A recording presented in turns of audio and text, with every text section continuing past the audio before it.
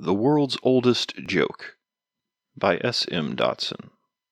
This short story was inspired by the ancient pictographs on the cliffside where I-70 meets the Missouri River. One can see them by biking on the Katy Trail from Columbia to Rocheport. The World's Oldest Joke. "There you are," said Jasper, as he squinted at the heights of a slanted cliff under the noon sun. The pictographs were those indicated by Lewis and Clark in their original journals along the famous journey, a nexus of the American legacy where native prehistory meets Western expansion. The images were impossibly high on the cliff, and worn by a vast amount of time. One can only walk out so far until a steep drop into the Missouri River.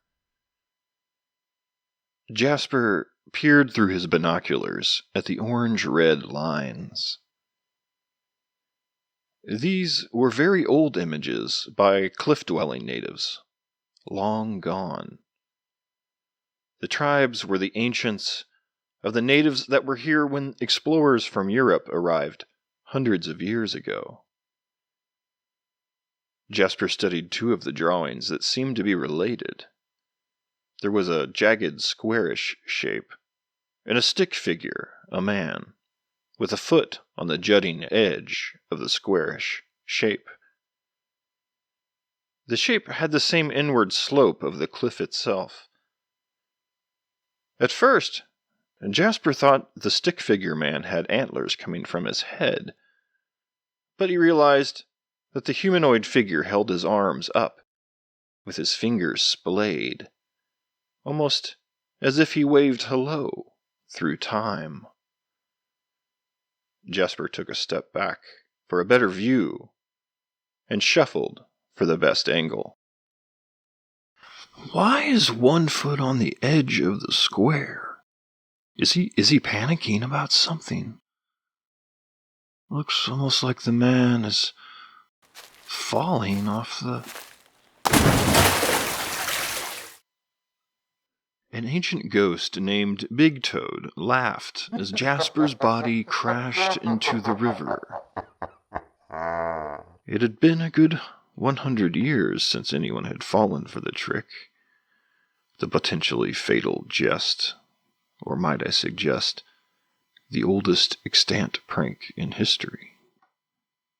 The last person to plummet was in 1910, a railroad worker named William Click. Will fell in with the steady waters among a group of felled black walnut bound downstream. He knocked his head between two logs and fell unconscious, dying by suffocation in the water soon after.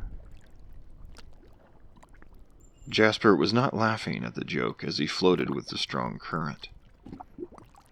In Big Toad's defense, Jasper did not realize the notable role he took in the history of the world's oldest joke.